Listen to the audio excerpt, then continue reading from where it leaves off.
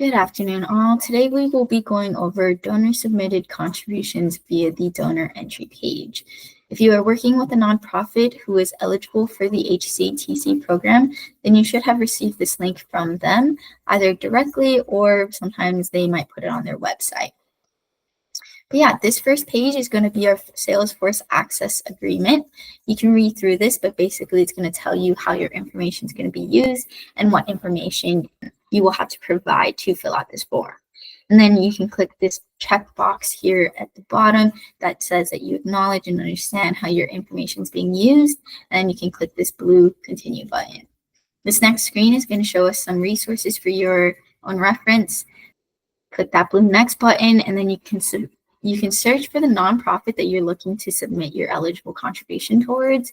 For this example, I'm just going to put a test account, but you will be able to look up the nonprofit that you're looking for, and it will auto-generate.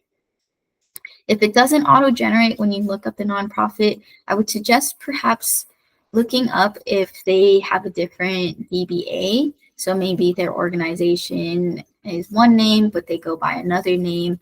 So I would just double check that. DBAs typically are not what is going to search up the nonprofit to populate. But if you search up the actual nonprofit by its name, not its DBA, then it should come up in the system. Then once you click that, you click this blue next button, and it's going to show you any available projects that are within that nonprofit organization. If you're not familiar with the project information, you can look at our website, which is doh.colorado.gov/HCTC. If you scroll down to this first page, you can click the eligible nonprofit organizations and projects, and you can see all of our eligible nonprofit organizations and their associated projects. The project names are going to be right here in this column E, and then you can learn more about what type of project they are, if they're capital campaign or operational services, and then we have a little brief description on each project as well. So you'll click whichever project you're looking to contribute towards, click that blue next button, and then it's going to ask, are you an individual household or business entity or foreign business entity that is contributing to this nonprofit? So we're going to click individual household. It's going to ask your taxpayer ID type. Is it an ITIN or a social security number?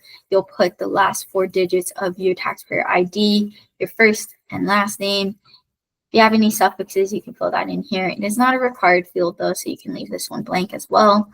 And then it's going to ask you what your full name is as it appears on the tax return, and you want to type that in for yourself.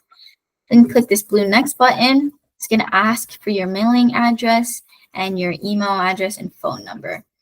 The email address and phone number are optional, though I will say if you would like to receive your tax credit certificate via email, then you would want to put your email address here in this field. Otherwise, fill in your street, your city, your country, and then your state, and your zip code, and then you can press this blue next button.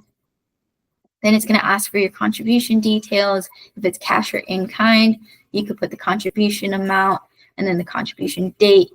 If it was gifted through an intermediary, you can select that here, and then you can put your name here since you are the one completing this contribution form. Click that blue next button. It's going to tell you click next in order to submit your contribution. So right now it has not been submitted. So you'll have to click this blue next button yet again. It's going to give you a summary of the contribution and your information. And then once you click that blue submit button, then you'll get your success page that shows that it has been submitted correctly. And that is the end of submitting a contribution via the donor entry form.